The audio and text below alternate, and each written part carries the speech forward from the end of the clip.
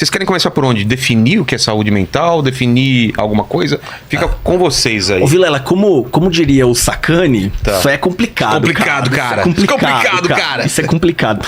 Porque o que acontece, né? A gente tem no planeta Terra uma grande variabilidade de expressões, né? Então, poxa, eu me comporto de um jeito que talvez seja diferente do seu e do Wesley, de quem tá vendo a gente.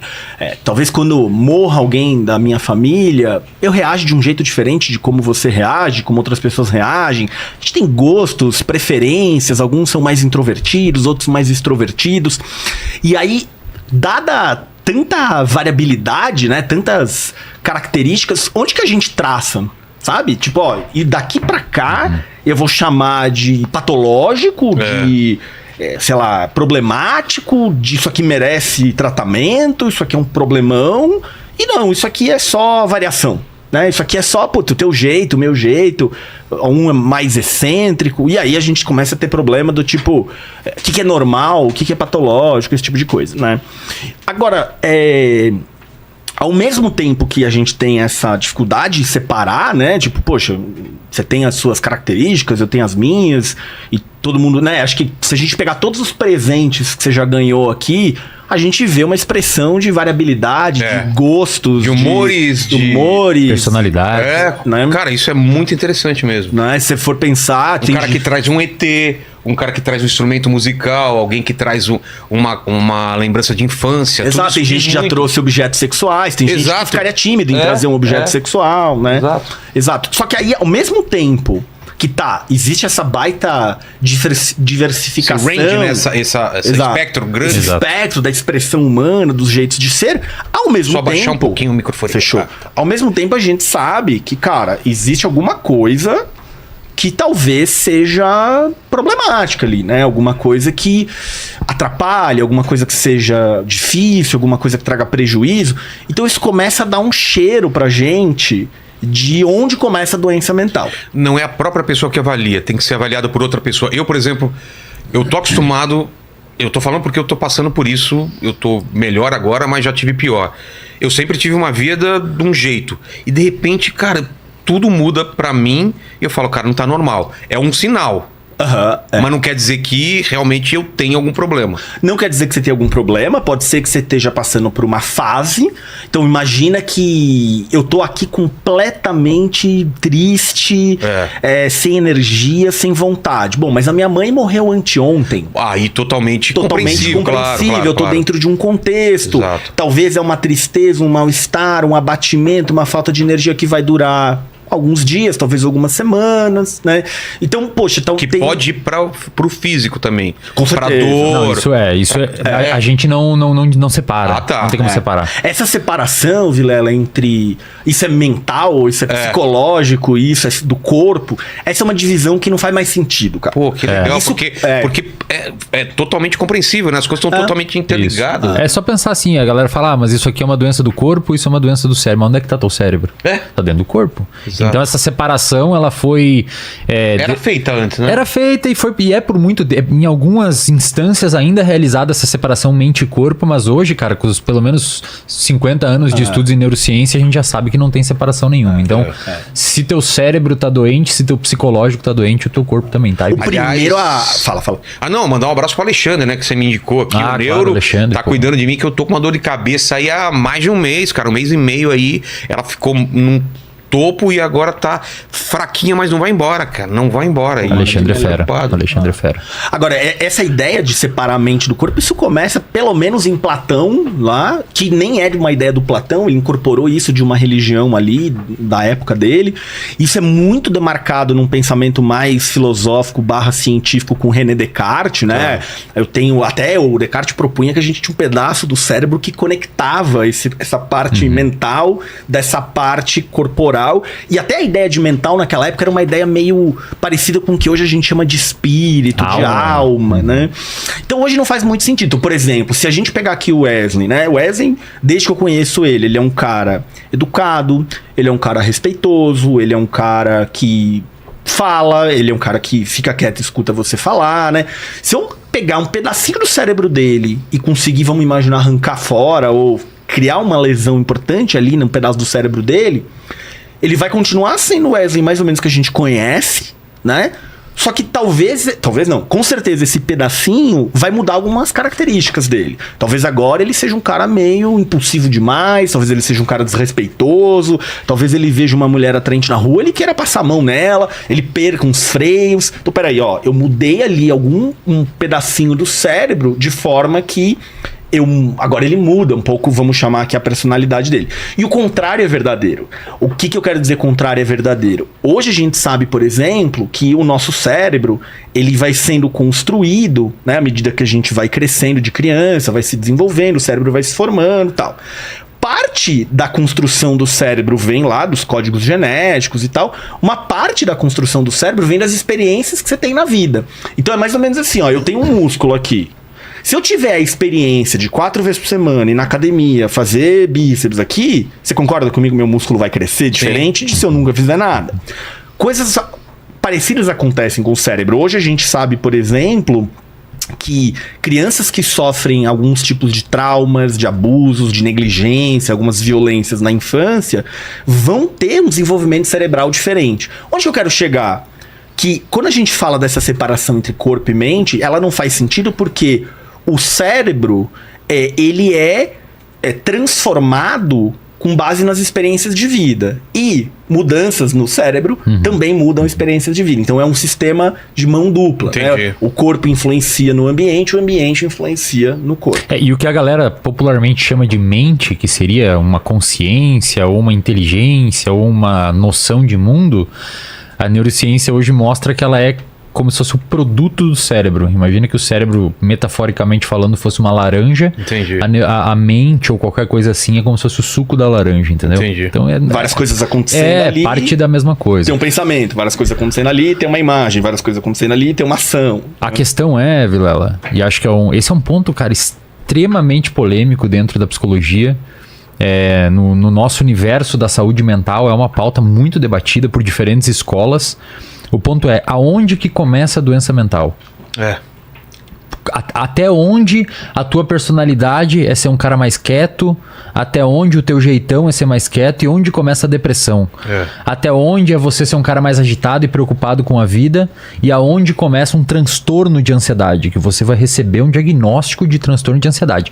Diferente de uma diabetes tipo 2, ou qualquer diabetes tipo 1, ou hipercolesterolemia, ou colesterol alto e tal, que você faz um exame de sangue e você tem um ponto de corte, a partir de 126 miligrama por decilitro, você é diabético. Entre 100 e 125 é pré-diabético, para baixo é saudável. Na saúde mental é mais embaçado a gente encontrar esse ponto. A fronteira entre o normal e o patológico, ela é muito mais difícil de ser encontrada.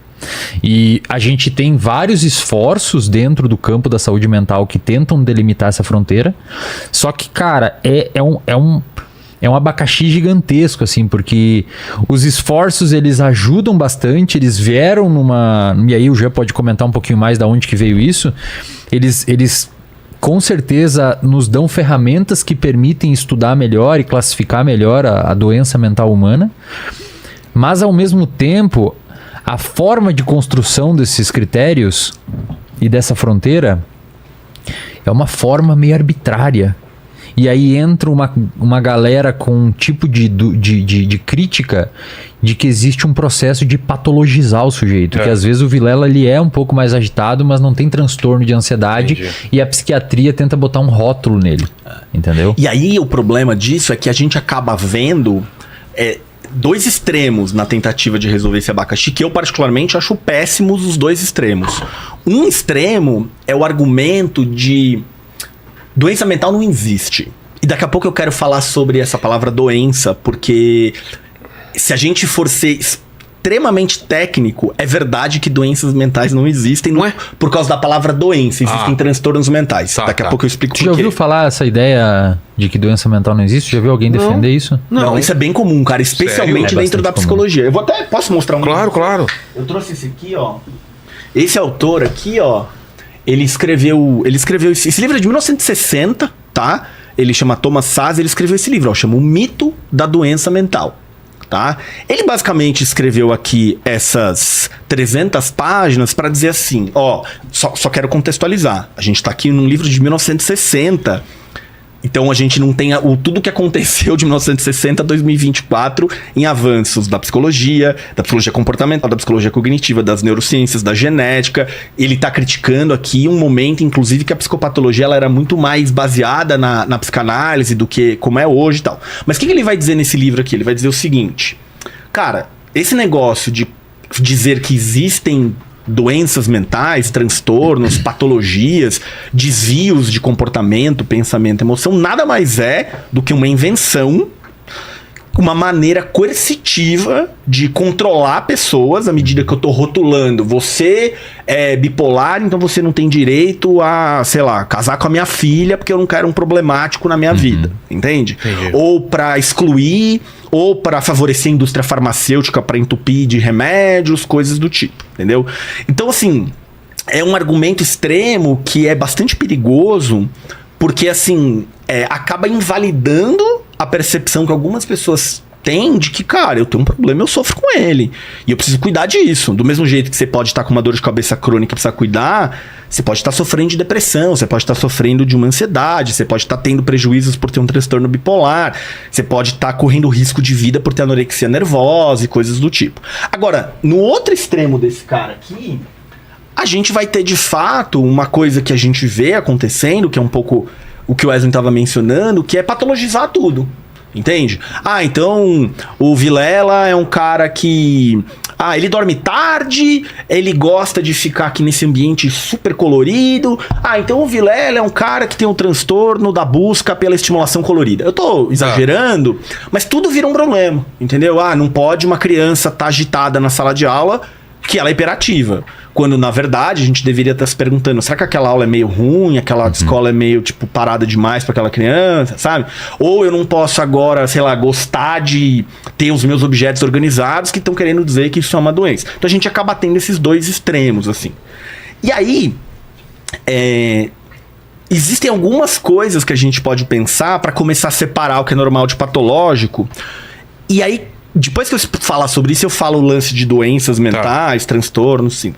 Então, basicamente, a gente costuma achar alguns critérios para dizer assim, ó, talvez a gente ter a junção de um pouco disso tudo aqui consiga demarcar o que é normal do que é patológico. O que é um pouco disso tudo aqui? Quando a gente começa a ver desvio, então uma variação mais incomum ou mais rara, estatisticamente menos óbvia, de comportamentos, pensamentos e emoções. E aí, obviamente, que a gente precisa olhar para o contexto cultural, né? Se eu falar aqui para você que aos domingos eu gosto de passar um tempo na minha família fazendo churrasco de cachorro, talvez você, né, reaja mal, as pessoas achem... Se eu, sei lá, viesse a público falar sério, assim, olha, gente, desculpa quem não gosta, eu amo carne de cachorro, eu seria cancelado, com massacrado, certeza. Talvez tivessem pessoas na porta da minha casa fazendo manifestação. Enquanto que em determinados países isso é comum, né? E... Vaca é sagrada em algum lugar. Não Exato. Carne, Então essa variação, essa, digamos, essa raridade, esse desvio, ele teria que ser fora de um setting cultural, assim. Ô Vilela, enquanto ele explica aí, tu tem um papel pra eu ir escrevendo umas coisas e mostrar na câmera depois aqui? Pode ir falando aí, Jean. Beleza. Depois eu mostro. E aí, então... Só que aí a gente começa a ter um problema... Você quer caneta mesmo? Caneta é que é assim, cara... Primeiro assim, o que é raro? Entendeu? É 1%? É 5%?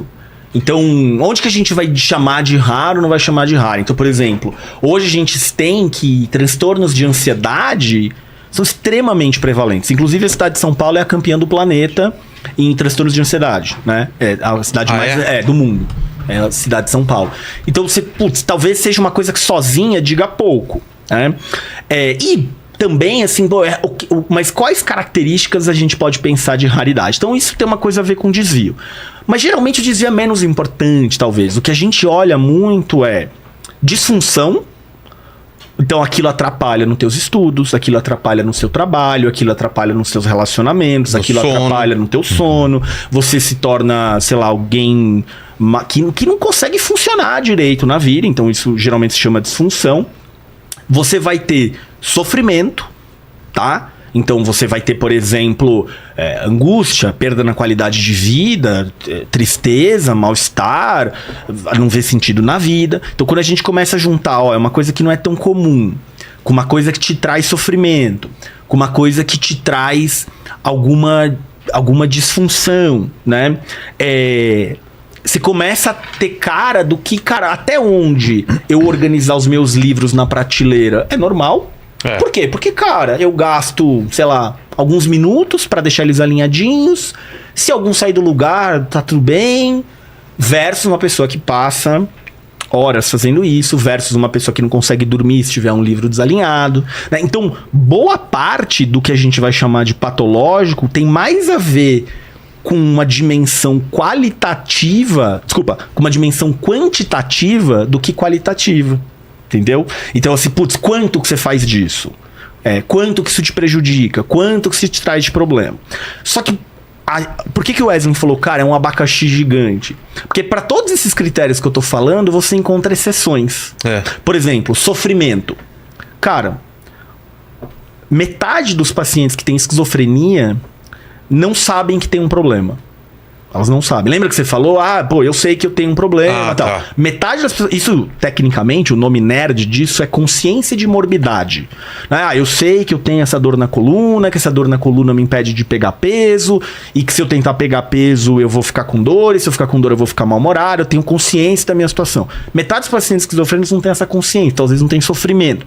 Se você vê um paciente bipolar na fase de mania, em que ele tá com a libido lá em cima, com energia, baixa necessidade de sono, tendo várias ideias, tal, ele não tem sofrimento. Ele tá achando tá ótimo.